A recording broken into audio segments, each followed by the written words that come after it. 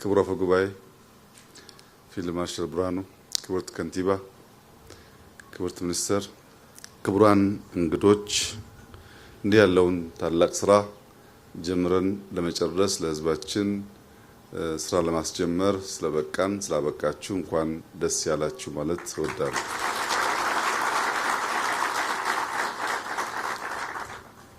በኢትዮጵያ የጤና ፖሊሲ ላለፉት 10 ዓመታት ስንገለገልበት የነበረው ፖሊሲ ቅድሚያ ለመከላከል መስጠት ላይ ያተኮረ ነበር። ያንን ፖሊሲ ለማሻሻል ያስገደዱን ምክንያቶች አንደኛ ቅድሚያ ትኩረት ለሰጠው ጉዳይ በቂ ስራ አልተሰራም የሚል ሲሆን፣ ሁለተኛ ደግሞ ሰው መከላከል ብቻ ሳይሆን ከዛ አልፎ በአደጋም በተለያየ ምክንያት ቢታመም ማከም መቻል አለብንና መከላከል እንደተጠበቀ ሆኖ ታመው ከመጡም ማከም የሚለው ሐሳብ መታከል አለበት የሚል ውይይት፣ ክርክር፣ ንግግር ተደርጎ ፖሊሲው ተሻሽሏል። መከላከልን በሚመለከት ጤና ሁላችሁም እንደምታውቁት በጣም ውድ፣ በጣም አስፈላጊ ነገር ነው። ካላመመን አይገባንም።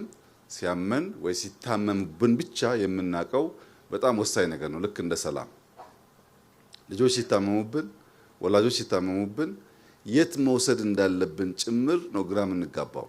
አንዳንዴ ሰው ጭንቅላቱን ታሞ የልብ ሆስፒታል እንወስደዋለን፣ ሆዱን ታሞ የጭንቅላት እንወስደዋለን። ያም ባለማወቅ ብቻ ህይወታቸው የሚያልፉ ዜጎች ብዙ ናቸው። የት መውሰድ እንዳለብን ካለመገንዘብ ብቻ።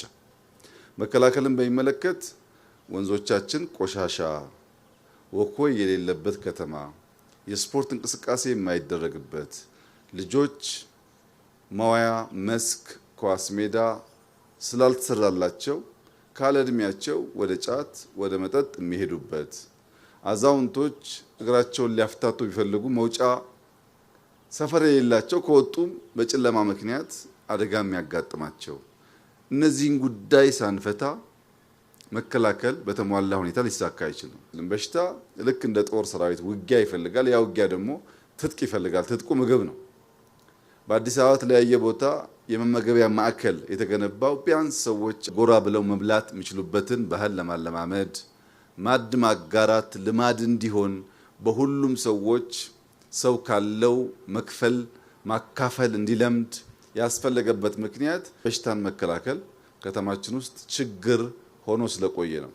ከዚህ አንጻር 100% እንከን አልባ ስራ ሰራን ባይባልም ጅምር ሙከራዎች የሚናቁ አይደሉም። የምገባ ማዕከላት ተማሪዎች ቢያንስ በቀን 2 ትምህርት ቤት እንዲመገቡ ማድረግ፣ እንዲመገቡ ብቻ ሳይሆን የምታውቁት አቃላችሁ በሳምንት በድግግሞሽ የሚበሉና የማይበሉ ጉዳዮችም ተለይተው ማለት አቅርበንላልና ዳቦ በሻይ ብላ ሳይሆን በተቻለ መጠን የተለያየ ምግብ ቀርቦላቸው የኒውትሪሽን እጥረት እንዳያጋጥምም ጭምር ሙከራ እየተደረገ ይገኛል። ይህ በጣም ጠቃሚ ልምምድ ነው።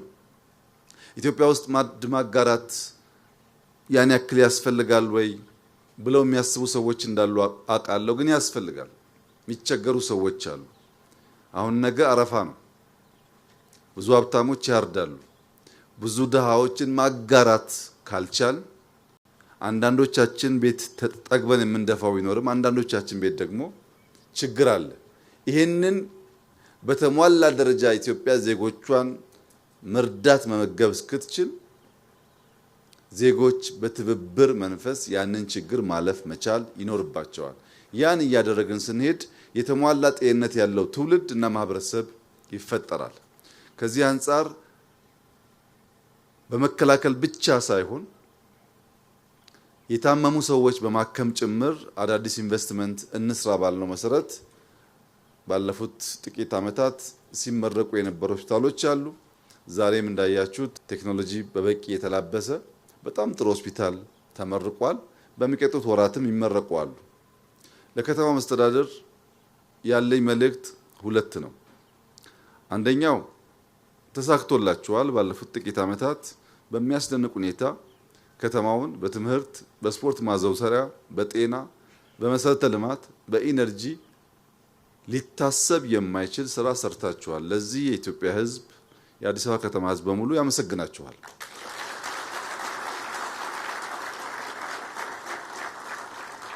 በሌላ መንገድ ግን የሶሻል ሴክተር ጤና፣ ትምህርት የመሳሰለው ሴክተር በመንግስት ኢንተርቬንሽን ብቻ የሚፈታ ጉዳይ አይደለም።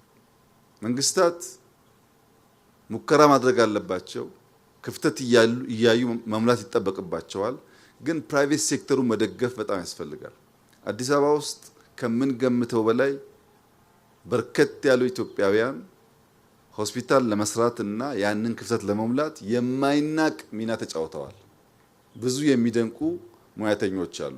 ነገር ግን ብዙዎቹ ጋር ስንሄድ በቦታ እጥረት ምክንያት በቂ ድጋፍ ካለማግኘት ሊሰሩ ሊዘረጉ እየፈለጉ የታሰሩ ሰዎች አሉ። እነሱን ማገዝ ደግሞ ልክ ከተማው አስደማሚ ስራ ሰርቶ እዚህ እንዳስደነቀን የፕራይቬት ሆስፒታል እየሄዳችሁ እያያችሁ ሚጎላቸውን እየደገፋችሁ ማስፋፊያ ካስፈለገ እየሰጣችሁ ልክ እንደዚህ ያለውን ምርጥ ነገር በመንግስት ብቻ ሳይሆን በግልም እንድናይ የማድረግ ግዴታም ኃላፊነትም አለባችሁ። ለምን ለአዲስ አበባ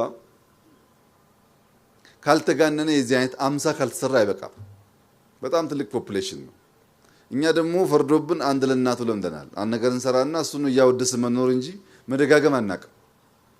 በዚህ ምክንያት ከተማው በራሱ ገቢ ይሄን የመሰለ ስራ ሰርቶ ፈርቀዳሽ ስራ ሰርቶ ላፍቶ አካባቢ ያሉ ሰዎች የዚህ ድል ተቋዳሽ እንዲሆኑ ማድረግ መቻሉ ትልቅ ድል ሆኖ በተለያየ ስፍራ ደግሞ እንዲበራከት የፕራይቬት ሴክተሩን መደገፍ ማገዝ ያስፈልጋል። ስንደግፍ ከነግዴታው ነው። ሰተን አምጣ፣ ውለድ፣ ዴሊቨር አድርግ ብለን እያገዝን ከሄድን የጤና ሴክተር ኢትዮጵያ በጣም በርካታ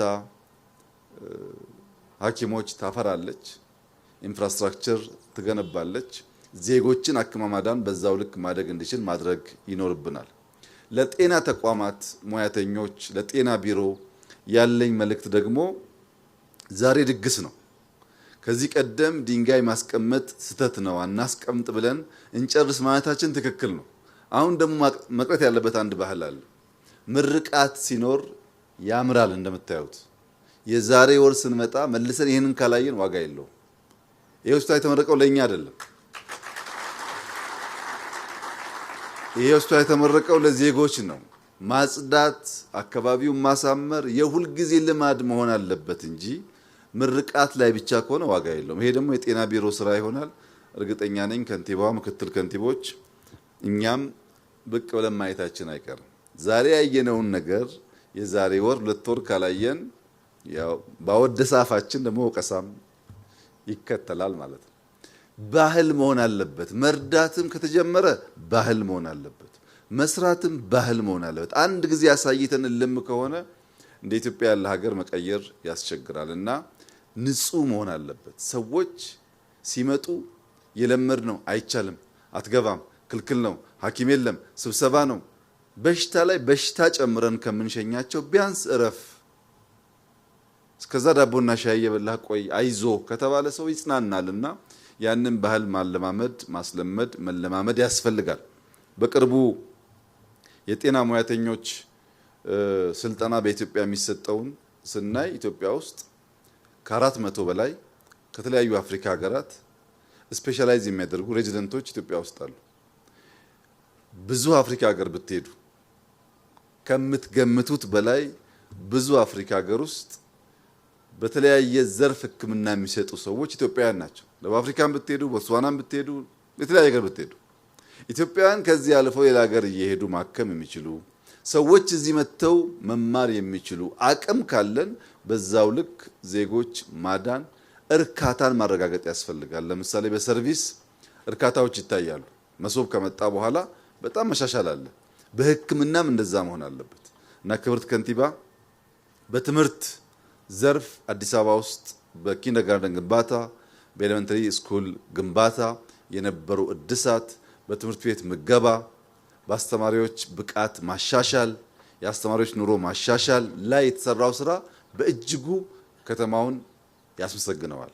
ልክ እንደዛ የሚቀጥሉት ዓመታት ግን በጤና ሴክተር ሰርቪስ ላይ ሳንቸገር መተን ታክመን ቪአይፒ ተብሎ ሳይሆን ማንኛውም ዜጋ ታክሞ የሚሄድበትን መንገድ ለመፍጠር የእናንተ ቀጥተኛ አመራር ስለሚያስፈልግ ደሞም እንደምትችሉ ስላሳያችሁን በጤናው ሴክተር የሚጨበጥ ለውጥ ከተማችን ውስጥ መጥቶ ክልሎች ከዚህ ከተማ ትምህርት ወስደው መሰል ስራ እንዲሰሩ አበክራችሁ እንዲሰሩ አደራ ማለት እፈልጋለሁ። ሐኪሞች፣ እዚህ የሚሰሩ ነርሶች፣ የጤና ሙያተኞች እንኳን ደስ አላችሁ። እንደዚህ ባለው ስፍራ መስራት በጣም እድለኝነት ነው። ኢትዮጵያ ውስጥ ቀበሌና ሆስፒታል መሄድ በጣም ከባድ ነው። በንጹህ ፊት በፈገግታ ሰርቪስ መስጠት እንድንለማመድ አደራ ማለት እፈልጋለሁ። በዚህ ስራ የተሳተፋችሁ አስደናቂ ስራ ሰርታችኋል። እንኳን ደስ ያላችሁ። ክብርት ከንቲባ እንኳን ደስ ያላችሁ። በርቱ፣ እንበርታ፣ እንስራ። የመለወጥ ትልቅ ተስፋ ያላት ሀገር ናት። እንደምታዩት በሁሉም ሴክተር ውጤት እየመጣን ያለው ሳንኩራራ ሳንረካ ይሄኛውን ቶሎ ዛይ ረስተን አዲስ በመጀመር የምንዘረጋ ከሆነ ኢትዮጵያ ትለወጣለች። እርካታ በሽታ ነው። እርካታ ያስራል። እርካታ ወደ ኋላ ብቻ እንድናይ ያደርጋል። አምና እኮ እንትን ሰርቼ ወደዛ ይወስዳል። መጥፎ በሽታ ነው እና ክብርት ከንቲባ እኛ እንረካላችኋለን፣ እናንተ ስሩ።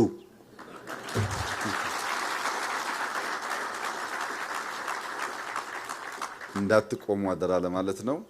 ስለነበረን ጊዜ እጅግ አድርጌ ያመሰግናለሁ። እንኳን ደስ ያላችሁ፣ እንኳን ደስ ያለን። መልካም በዓል።